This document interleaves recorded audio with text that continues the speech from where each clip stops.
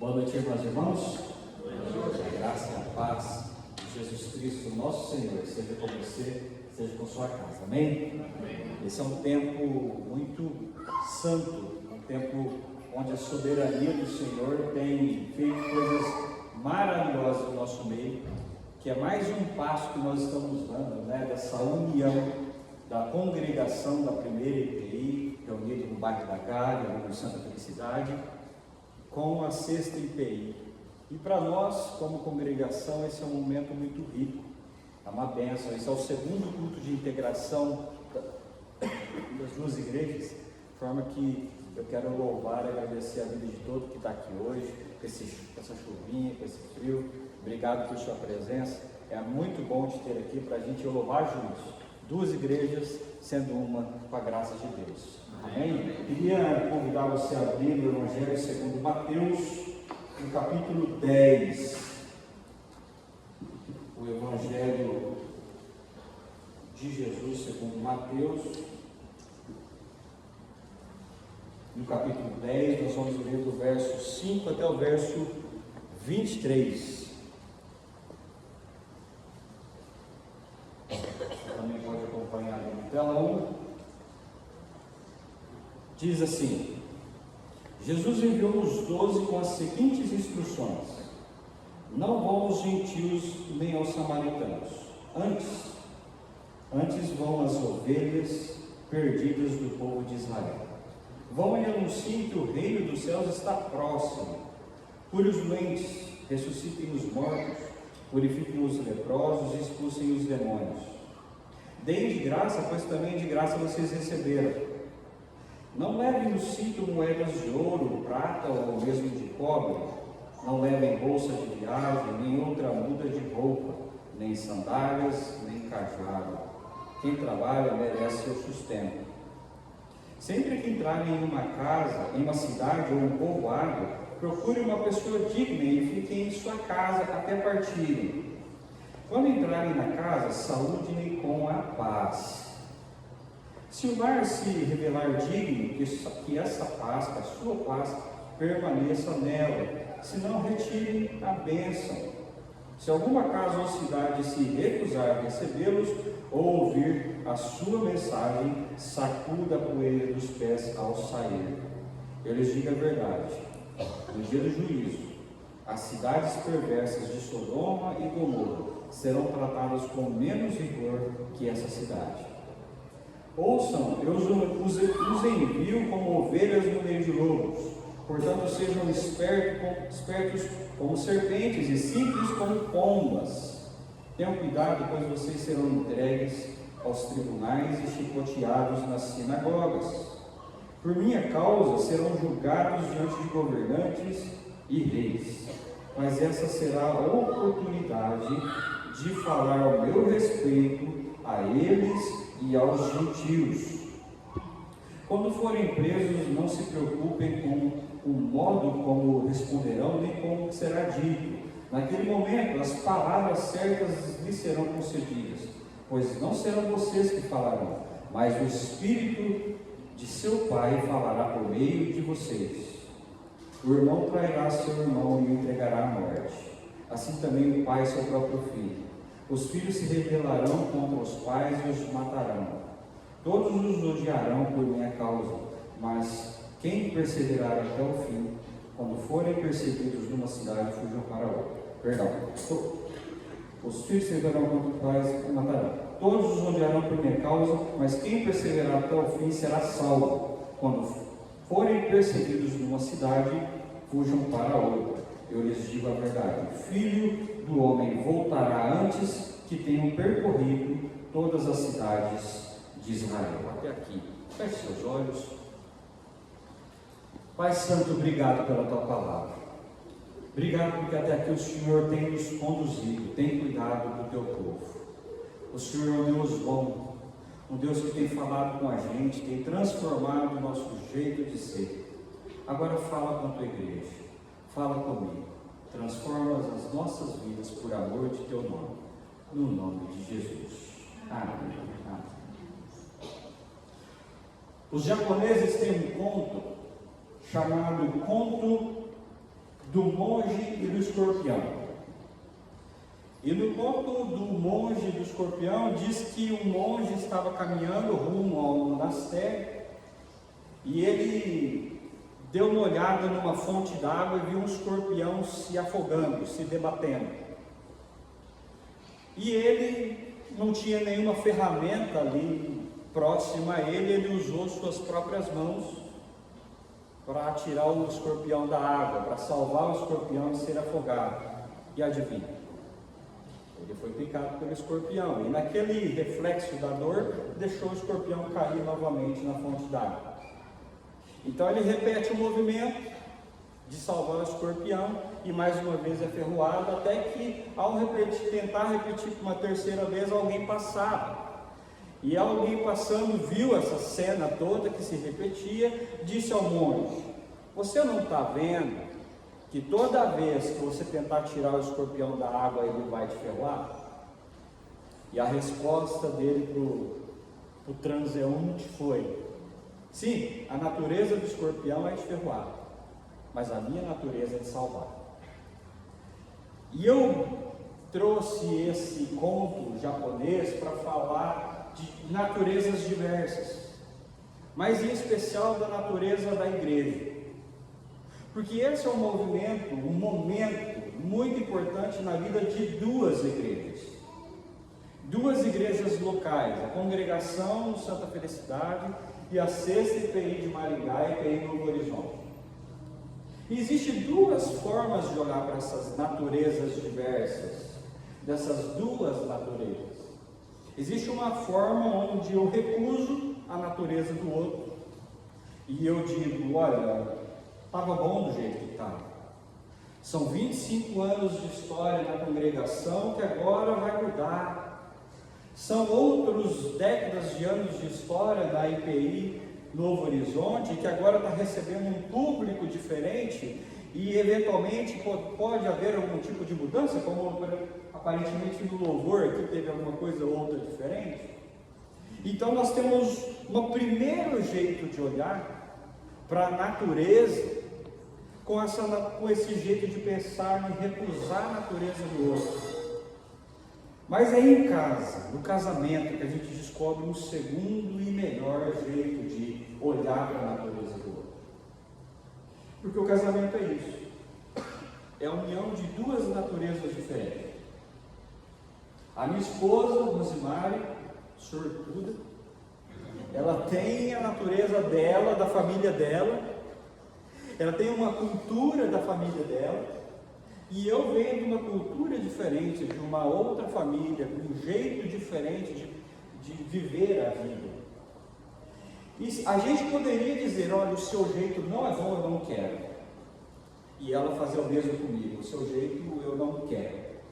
Mas no casamento você aprendeu também, muito mais do que eu, porque eu sou recém-casado. Se estava no casamento, eu vou dar no casamento, sou recém-casado. A gente aprende que no convívio e no amor, a gente aprende a olhar para a natureza do outro e falar: realmente, você tem uma natureza e eu valorizo a sua natureza, eu valorizo a sua história. E a outra pessoa vai falar o mesmo da minha: eu valorizo a sua história. Mas agora nós vamos juntos formar a nossa história, formar a nossa caminhada, a nossa cultura juntos. E isso é muito rico, porque aquele dia difícil, onde a natureza não colabora, eu olho para aquilo com paz, eu olho para aquilo com paciência. E quando a gente está falando de duas igrejas, isso também vai ocorrer. A gente olhando para a natureza um do outro, identificando que existe uma outra natureza que a gente precisa perceber e viver. E essa é a natureza da igreja de Jesus e não mais da igreja local ou das duas igrejas locais. A igreja de Jesus, que é testemunhada na natureza da igreja de Jesus. E o texto que a gente leu fala disso. O texto que a gente leu do Senhor Jesus, pouco depois do Sermão do Monte, onde o Senhor Jesus trouxe os discípulos para ensinar o reino, agora ele envia os seus discípulos, os 12. E ele vai falar assim: vocês Vocês vão de casa em casa nas cidades de Israel para vocês falarem da minha natureza, para vocês falarem da natureza do reino de Deus, da natureza de Jesus, o Filho de Deus. Então não é a natureza do discípulo. Depois o Senhor Jesus vai mandar de 2 em 2. E não é a natureza de um discípulo ou de outro discípulo que será pregada quando ele mandar de 2 em 2. Vai ser a natureza de Jesus. Agora ele está guiando os 12, dizendo: não é vocês que estão sendo. A fala não é de vocês. O que importa não é a fala de vocês, é a fala do reino, é a fala do evangelho do reino, que vai ser dissipada nas cidades de Israel. E aí a gente vai aprender rapidinho algumas coisinhas a respeito disso. E a primeira coisa está nos versos 5 e 6, que diz o seguinte: Jesus enviou os 12 com as seguintes instruções: não vão aos gentios nem os samaritanos, vão antes às ovelhas perdidas do povo de Israel.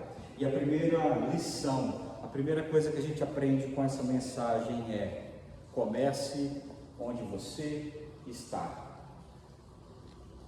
Ao revelar a natureza do reino, que é uma natureza da paz, é por isso que o Senhor Jesus vai falar: aonde vocês forem, vocês saúdem com a paz. E para a gente virou, eu já falei isso na primeira vez que eu preguei aqui, para a gente, paz do Senhor, graça e paz, se tornou uma espécie de um cumprimento, quando na verdade a graça e a paz do Senhor esteja com a sua vida, é a própria mensagem do reino. Então vocês vão, e vocês comecem onde vocês estão, comecem em Israel, comecem com as cidades de Israel, comecem onde você está, a anunciar o reino de Deus, a sua paz, a misericórdia, a sua graça. Precisa necessariamente começar aonde o Senhor te colocou, a partir inclusive da sua casa. E isso é tão difícil que no verso 23, lá embaixo, o Senhor Jesus está falando assim: eu vou ser entregue aos homens, vou ser crucificado, morto, vou ser assunto aos céus e vou voltar. E deixa eu falar uma coisa para vocês ainda não vão ter terminado.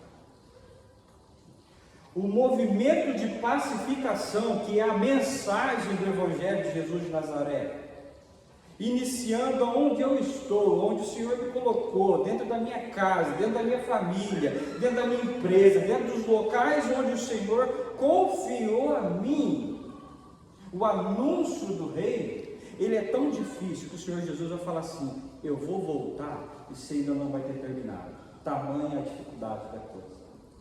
Vocês não vão ter concluído. Mas isso não é opcional. Como o Senhor Jesus disse que vai ser difícil, quer saber de uma coisa? Eu vou deixar. A gente se apega muito a alguns textos bíblicos, como fala assim: o profeta ele não tem honra na sua casa. Então é assim mesmo. Deixa rolar. Quando aquele que é reconhecido como discípulo de Jesus de Nazaré, que na primeira análise foram esses 12, depois 72, e agora você e eu, a responsabilidade da pacificação, que é a responsabilidade de anunciar a natureza da igreja de Jesus, e não a igreja A ou a igreja B, a natureza da igreja de Jesus de Nazaré, que é a natureza de qualquer discípulo de Jesus de Nazaré, é anunciar a sua paz, a começar aonde você está. Isso, irmão, isso é muito poderoso. E isso também é muito importante. A gente precisa recuperar isso, porque as nossas casas precisam ser o ponto de partida para testemunhar o Evangelho da graça, para testemunhar o Evangelho do perdão, para testemunhar aquilo que o Senhor Deus quer fazer comigo e com você na igreja local onde a gente está se unindo. Não é a minha natureza que importa, não é o meu jeito de ser que importa, é o jeito de ser da igreja de Jesus. E o jeito de ser da igreja de Jesus precisa necessariamente iniciar dentro da minha casa. Os meus filhos, eu ainda não tenho filho, mas os meus filhos os meus irmãos, os meus pais, eles precisam necessariamente experimentar da pacificação que existe na mensagem da cruz, na mensagem de Jesus. Você crê assim? Amém. Graças a Deus. Uma segunda lição que a gente aprende está no verso de número 14, que diz assim: se alguma casa ou cidade se recusar a recebê-los ou ouvir a sua mensagem, sacuda a poeira dos pés. E a segunda lição é: não esqueça de você. A primeira lição começa onde você estiver. A segunda é: não esqueça de você. Não esqueça daquilo que se espera de você. Num movimento como esse que a gente está experimentando, é muito fácil você lidar com gente diferente de você. É muito fácil você não estar lá olhando com os bons olhos alguma palavra dita. Talvez você esteja ouvindo eu pregar e falando assim: não é desse jeito exatamente que eu pensava. E a mensagem do Evangelho para mim, dizendo não esqueça de você, é: olha, cuidado com aquilo que você recebe e com o teu comportamento depois de você receber. Cuidado com a resposta imediata que você vai dar no dia mau. Porque nós podemos fazer duas coisas. Nós podemos simplesmente deixar entrar por um ouvido e sair por outro, alguma coisa eventual que você não gosta, nesse processo de união nosso. Como a gente pode mudar. A gente ou deixa para lá, ou a gente muda. Ou a gente se transforma numa pessoa que toma lá da cara. Ou a gente se transforma numa pessoa com aquele espíritozinho vingativo. Aquele espíritozinho de deixar as coisas desconfortáveis na relação, entende? E a palavra de Jesus para mim é: sacuda a poeira da calça. Não absorva o dia mau. Não absorva aquilo que não tem a ver com o dia bom. Não se transforme numa pessoa que você nunca foi, a não ser que não seja uma pessoa que você nunca foi à luz do Evangelho, porque daí sim você tem que se prostrar a uma nova criatura. Você tem que se tornar uma nova criatura. Mas nesse processo de união de duas naturezas, onde o que importa é a natureza de Jesus, a natureza da igreja de Jesus, a mensagem de Jesus é: não absorva o dia mau. Não absorva aquilo que você necessariamente não apoia, não concorda. Não faça do seu irmão um inimigo. Não faça daquilo que você está percebendo de uma forma desconfortável lei para a relação nova. Na natureza da igreja de Jesus, que testemunha a natureza do próprio Cristo, a mensagem é: cuida do seu coração. Não se torne uma pessoa vingativa. Não se torne uma pessoa carrancuda. Coloca um sorriso no rosto, meu irmão e minha irmã. Vai ter dia excelente na nossa caminhada. Vai ter dia um pouco desconfortável, afinal de contas, é o ajuste do casamento. A natureza da igreja de Jesus, que testemunha a natureza do próprio Cristo, é: não se transforme em alguém que não é validado pelo Rei. Não se transforme em alguém que não tem o comportamento de gente que ama Jesus. É interessante que no final do verso 2 do livro dos Atos dos Apóstolos fala assim: eles se reuniam todo dia no templo e de casa em casa, e ali o Senhor iria acrescentando aqueles que iriam sendo salvos, e eles se mantinham unidos e tinha tudo em comum. Tinha tudo em comum. E eu fico imaginando: que tudo é esse? Que tudo é esse? Será que ali só tinha gente da mesma cor, da mesma raça, da mesma opinião, todo mundo era palmeirense, todo mundo era flamenguista, meu vizinho, todo mundo votou para o mesmo candidato. O que era esse tudo em comum que fez com que eles se mantivessem juntos? Não era todo mundo do mesmo jeito, irmão. Não era todo mundo que pensava da mesma forma, que votava da mesma forma, que tinha um jeito de pensar único. Não era. Ali era a união tão forte um com o outro, que o testemunho de Jesus ia acontecendo através do cuidado. Porque quando eu permito caminhar próximo a você, irmão, quando eu permito não absorver o seu jeito que é diferente do meu, irmão, a gente vai notando aquilo que você precisa e que eu tenho, aquilo que eu tenho e que você, aquilo que eu preciso e que você tem. E quando a gente vai notando as nossas diferenças, que o Senhor vem depositando na vida do outro, aí a gente vai caminhando perto. E quando a gente caminha perto, ali começa então o cuidado. E no cuidado a gente tem tudo em comum. Para a gente ter tudo em comum, a gente tem que abrir mão do nosso jeito. Para a gente ter tudo em comum, a gente tem que se mover em direção ao cuidado, à relação, ao amor, ao testemunho do Evangelho de Jesus. Na vida de hoje, essas duas igrejas, que amanhã será uma só, porque são duas igrejas locais que testemunham da natureza de uma única só igreja, que é a Igreja de Jesus, na face da terra. Você crê assim? E para terminar, o versos 18 e 19 diz o seguinte: por minha causa serão julgados diante de governantes e reis, mas essa será a oportunidade de falar ao meu respeito a eles e aos gentios. Vamos repetir isso? Por minha causa serão julgados diante de governantes e reis, mas essa será a oportunidade de falar ao meu respeito a eles e aos gentios. Irmão, no verso 5 está escrito uma coisa assim, ó: não se dirijam aos gentios e aos samaritanos. Você leu comigo. Agora está falando assim, ó: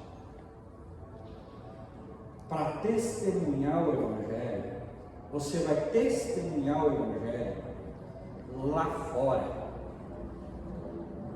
através da forma que você lida com o dia mau. Então eu aprendo com essa terceira lição que testemunhar para o mundo tem muito mais a ver com o que eu faço do que com o que eu falo. Jesus fala: não se dirija aos gentios e nem aos samaritanos. Agora ele está falando assim: sabe quando vocês vão ter a oportunidade de se dirigir aos gentios e aos samaritanos? Quando por minha causa vocês forem perseguidos. Quando por minha causa, por causa da natureza do Evangelho, por causa da natureza da Igreja de Jesus, por causa da natureza de Cristo retratada em todo discípulo de Jesus, que somos você e eu, as pessoas olharem e falarem: olha, vamos perseguir esse cara aí, esse cara está sendo diferente, esse tal de amor aí não funciona, esse tal de graça aí, pai, já ouvi isso antes, esse negócio de graça. E é nesse momento, irmão, é nesse momento, e não é quando eu escrevo textão no Facebook, que os de fora vai conhecer como a igreja pensa. Teve uma série de mensagens de um pastor de uma outra denominação que não é presbiteriana, e nessa série de mensagens ele acabou com a teologia reformada. Fez uma série de mensagens criticando a teologia das igrejas reformadas, presbiterianas, confessionais. E está aí tudo bem, porque eu conhecia esse cidadão, não vou citar nomes aqui, e para falar de amor ele fala bravo. Qualquer coisa ele fala bravo. Você já deve ter uma pessoa ou outra na mente aí. Tudo fala babando. Então, para mim, está tudo bem o jeito que ele pensa de qualquer coisa. Mas o que me chamou a atenção é que teve um irmão reformado, um pastor presbiteriano da Igreja Presbiteriana do Brasil, que perdeu tempo refutando o outro pastor. discutindo com o outro pastor. E quando eu vi aquilo, isso não é recente, eu fiquei pensando, quem está chegando? Quem está chegando agora?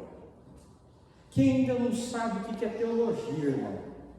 Quem ainda não sabe o que é reformado, irmão? Quem que não sabe o que é pentecostalismo? Quem está chegando, está conhecendo Jesus? C.S. Lewis, no seu livro Cartas de um Diabo ao Seu Aprendiz, ele vai falar assim, ó, quando eles estiverem brigando por causa da teologia, é a hora de você atacar o filho. Esse livro é uma simulação de história de um diabão ensinando ao seu sobrinho diabinho como afetar crente, do teólogo anglicano C.S. Lewis.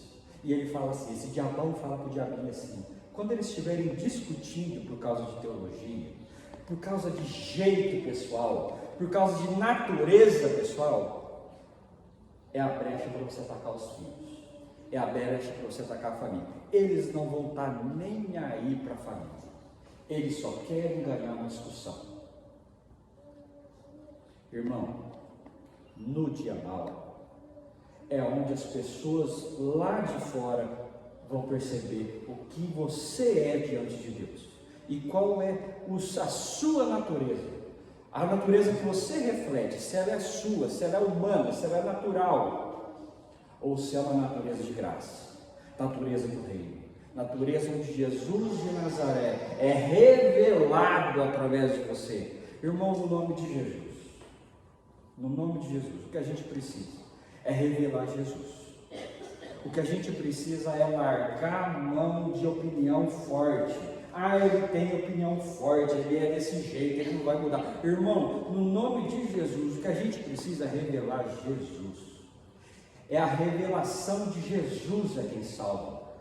É a revelação exclusiva de Jesus a quem salva. Não é aquilo que você pensa que salva. Não é aquilo que eu penso que salva. Não é aquilo que essas duas igrejas que estão formando uma nova igreja, não é a natureza pessoal de uma ou de outra que faz com que o mundo reconheça o Senhor através da misericórdia, do amor, da mansidão, do domínio próprio, do fruto do Espírito que Paulo fala. É através da pessoa de Jesus carimbada, impressa na minha pessoa e na sua pessoa. Amém? Amém. Porque a gente crê que essas duas naturezas lindas, cheia de história maravilhosa, cheia de experiência com Deus, experiência com o milagre de Deus, histórias valiosas, histórias que teve o dia ruim, histórias que teve o dia bom, histórias que onde o Senhor precisou atuar. Essas duas histórias estão se unindo para se tornar uma história maravilhosa, uma história cheia de esperança, uma história que reverbera a fala de Cristo, e essa fala é: paz seja com você. E essa fala não é um cumprimento, não é um e aí, não é um boa noite, não é um paz de Deus, um paz do Senhor, um graça e paz protocolar, mas é a mais pura mensagem do Evangelho de Jesus para a minha casa, para o meu coração e para aquele que está chegando e que o Senhor vai trazer para cá com a graça de Deus. Você crê dessa forma? Eu quero te convidar a ficar de pé então, para a gente ter um momento de oração por isso. Já convidar aqui o pastor para estar junto com a gente aqui, para passar a palavra para ele. Baixe sua cabeça no nome de Jesus. Pai Santo, nós te damos graças, glórias ao Senhor.